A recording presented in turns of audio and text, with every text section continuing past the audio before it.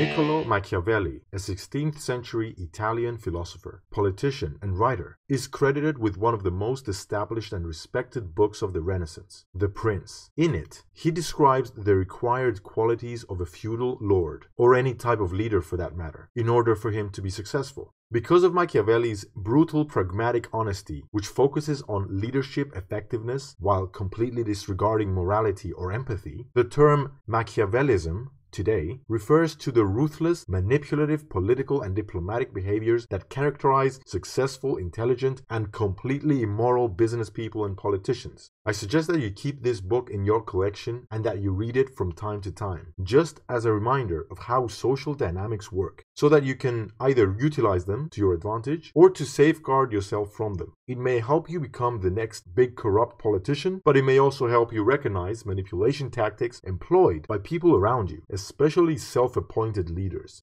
Here I'll discuss one thing from the book that strikes me every time. Machiavelli asserts that it is unnecessary and counterproductive for a leader to be merciful, faithful, humane, religious, and upright, but he must at all costs appear to the general public to possess these qualities. What does that tell you about human nature?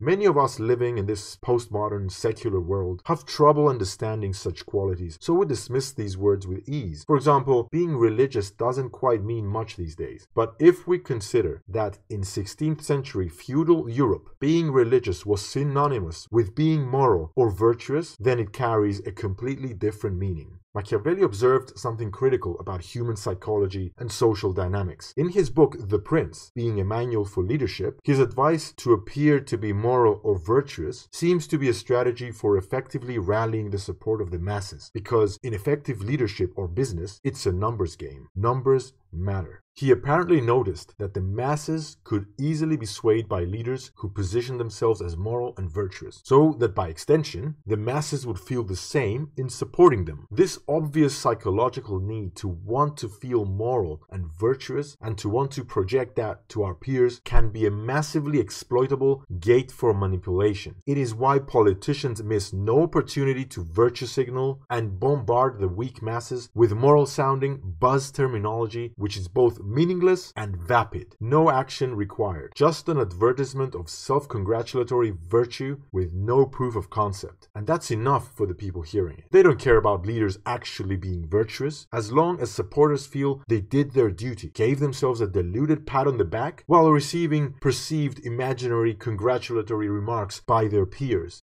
All followers need is to maintain the narrative that they support someone supposedly virtuous and that they are virtuous by extension. How does this tactic of this easily tapped into manipulable psychological need manifest today? Well, with sweet-sounding, pleasing to the ear buzz terms like humanitarian or environmentalist or vegan, or whatever serves now to replace the old buzzwords like God-fearing, honorable, or faithful. All politicians of today must tap into this innate psychological need of the human brain, and the majority do it well. The most successful ones are those who constantly deliver the most quote-unquote moral terminology, regardless of action plans or actions for that matter. And the simpler the virtuous argument, the better. Even if sometimes it is illogical, arguments like free money for everyone will win most people, because it's easier to accept that than think logically about how virtuous the subjective interpretation and application of such a policy would be. Supporters follow them blindly as they satisfy their own selfish needs to appear virtuous by association. Professional activists and journalists and celebrities use this manipulation tactic to gain a big social media following, which they then exploit in classic network marketing. Beware of people who flamboyantly advertise their virtue. Truly virtuous people don't need to declare that they are virtuous. In the end, as Napoleon said, people are either kings or pawns. Don't feel sorry for the pawns though. They love the whiny victim narrative they adopt. Pawns, deep down, actually enjoy being ruled by the kings, as they willingly relinquish their freedoms in exchange for the narrative.